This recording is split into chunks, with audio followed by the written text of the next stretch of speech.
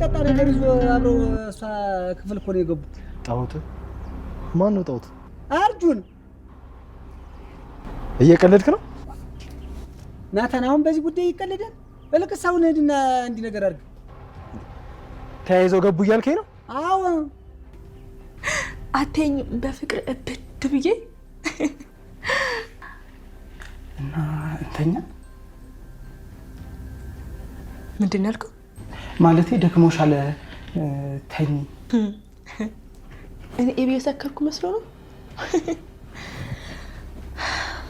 ትሰማኛለህ? ይሄን የምጠጣው አባዬን፣ አንተን፣ ናታንን፣ እማዬ ሁላችሁንም በራሳ እዚህ ምን እየሰራ ነው? ራሷ ናት ግባ ያለችኝ። ምንድን ነው ያጠጣሃት? ጭራሽ ቤት ድረስ መጠጥ ይዘህ መምጣት ጀመርክ? አሁን ቀጥ ብለህ ውጣ። አንቺ ነሽ ና ብለሽ ያስገባሽው ኤቢ? አዎ እኔ ነኝ። ለምን ኤቢ? ቆይ አባት ማማ ምጥን ደህና ናት? ደህናማ አይደለችም። ሞታል አይደለ? ነኝ አይተናሽ። ውሃ ቆይ ግን አንቺ ልጅ መች ነው የምትበሲው እንዴ? እና ብረት ድስት ውስጥ ተጥጄ ከዛ ሰዓት ነዶብኝ በስሲ እንደዛ ራሷ አትበሲም ውሃ። እሰይ እሺ እንኳን እሰይ ነኝ ተረበ ውሃ ማን ነው ቤተሰብ እንዲኔ ዛሬ በከበር ቪዲዮ የደነገጠ እውነት መናገር በጣም ነበር የደነገጥኩት ሳየው ማለት ነው። እውነትም አብጌል ደግሞ ስንወዳት ስናከብራት ጊዜ ደግሞ ምን አይነት ባህሪ ተቀየረ እያልኩ ሳይ ነበረ። ከውስጥ ስገባ እግዚአብሔር ይመስገን እንዲጠበቅ ነው አይደለም። እውነት በጣም ደንግጬ ነበረ። እኔምሽም እንግዲህ ራሱ የመግቢያውን ሲናገሩ በቃ ሁሉ ነገር እንደደረሰችበት ሁሉ ነገር እንዲያወቀኝ ነው የተናገረችው ማለት ነው። አብጌል ከሰላም የወለድክ አዳጣንም አሁን የተወለደው ልጅ ያንተ ነው አይደል አባዬ እያለች ነበር ስትናገር የነበረው። ግን ከውስጥ ስንገባ መልካም ነው።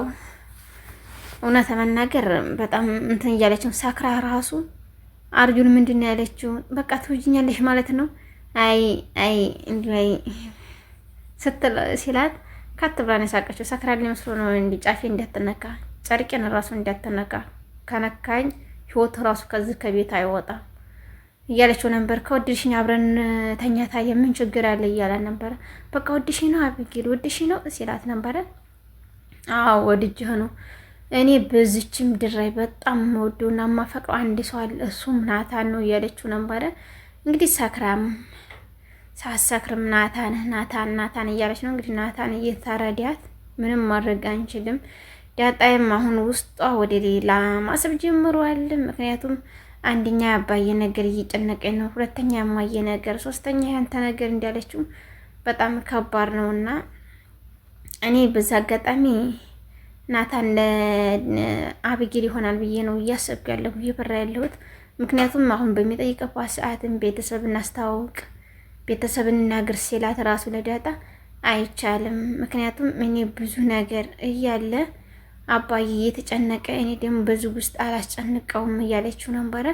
እንግዲህ እና ታዲያሳ ምንድን ነው የምታደርጊው? ምንድን ነው የሚሆነው እያላት ነው። በቃ እኔ አባዬን ከሚጨነቅብኝ ቢቀርብኝ ይሻለኛል። እኔ እኮ ቀጣይ ዓመት ላይ እመረቃለሁ። ሲመረቅ ደግሞ የራሳችን ኑሮ መጀመር እፈልጋለሁ።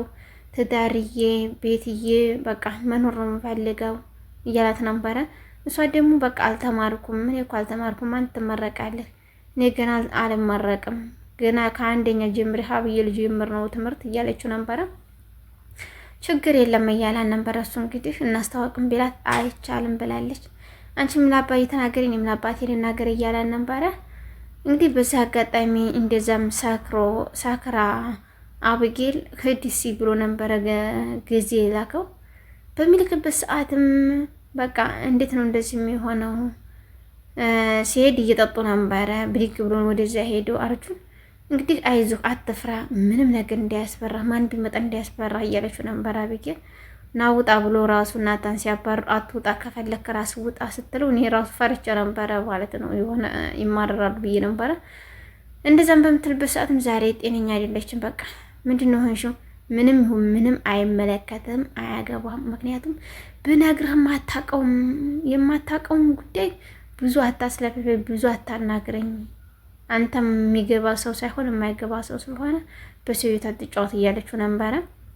እንግዲህ ማርትዬ ሜያ ነው ከክላሱ ናታንዬ እኔ ልጅ እንደዚህ ሆና አላውቅም፣ ጠጥታለች፣ ሰክራለች፣ እንደዚህ ሆና የመጀመሪያ ጊዜ እያየኋት ነው። ስለዚህ ውሃንም ተዋት፣ ውሃ ናት።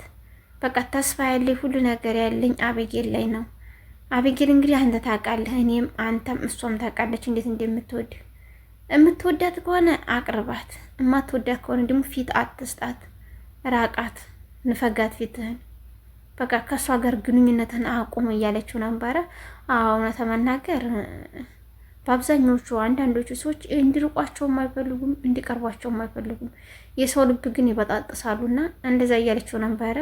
እሺ ምን ላድርግ እማዬ፣ ምን ልበል እያላት ነበረ። እሱ በቃ ምንም ማድረግ አይደለም፣ ካልቻልክ ራቃት። እኔ ቅረባትን ብዬ የምናገርበት ነገር የለኝም። ራቃት።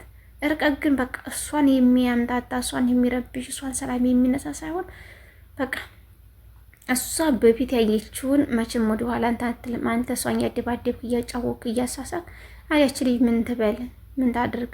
የምትወዳት እየመሰለኝ ነው እሷ ራሱ ዛሬ እንደዚህ ልታረግ የተቻለችው እያለችው ነበረ። በቃ እሺ አላረግም እያላን ነበረ። በዛ አጋጣሚ መድኃኒትም ግብታ ከማን የወለደችው ሰላም፣ የሰላም ልጅ ማን ነው? እንዴት ቤት ውስጥ ተወልዱ አይጠረጠርም እንዴ? ማርትዬ እኮ ጅል ናት እያለችው ነበረ።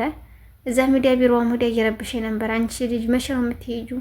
መቼ ነው ወደ መጣሽበት የምትከጁ ሲላት፣ አሁንማ ማርትዬ ጋር ተስማምተናል ችግር የለውም እያለችው ነው። እንግዲህ መቼም አትሄድም ገና ይሄን የቤቱን እንቁር ሳታነቁር ወዴትም የምትሄድም አይመስለኝም። እና ማርታም እኮ ልታስመረምረው ነው የሄደችው። አሁን ታስመረምረዋለች፣ ኤዲኤን ልታስመረምረው ነው ህፃኑን የሄደችው እያለችው ነበረ። ታዲያ ደርዳሩን ከምትዞሪ አንተ ነህ የወለድከው ብለሽ አታርፊም እንዴ? ረፊና ተቀመጪ፣ አንተ ነህ የወለድከው በእኛ። ታዲያ እኔ እኮ ልጅ አይደለሁም እያላት ነበር ጋሽ ደረጀ።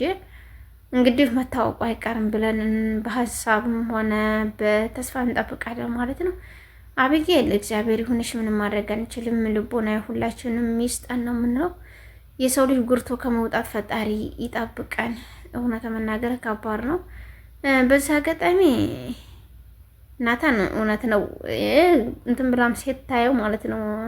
ዳጣ ራሱ ስትጠራም ናታንዬ ስትለው ወይዬ አቤጌል ሲል በጣም ነው ፊቷ የተቀየረው። ምንድነው አቤጌል ስላልሆነ እንደ ይቅርታ ምንድነው የሆንሽው እያላት ነበረ። አይ እህቴን ስለጠራህማ ምን ይከፋኛል? አልከፋኝም። ለምን እያለች ነበር እሷ ተከፍታ። በኋላ ላይ ነው እንግዲህ ዳርዳር እያሉ መተራረቅና መገናኘት መሳሳቅ የጀመሩት። ቤተሰብ በሙሉ አንድ ላይ ተሰብስቦ እራት ማድ እየበሉ ሲገኙ ላይ ማለት ነው። እንግዲህ በቀጣይ በአዲስ ነገር እስከምንገናኝ መልካም ጊዜ እያልኩ ከዙ ሰናበታችኋለሁ። ቤተሰብ መልካም ጊዜ ይሁንላችሁ።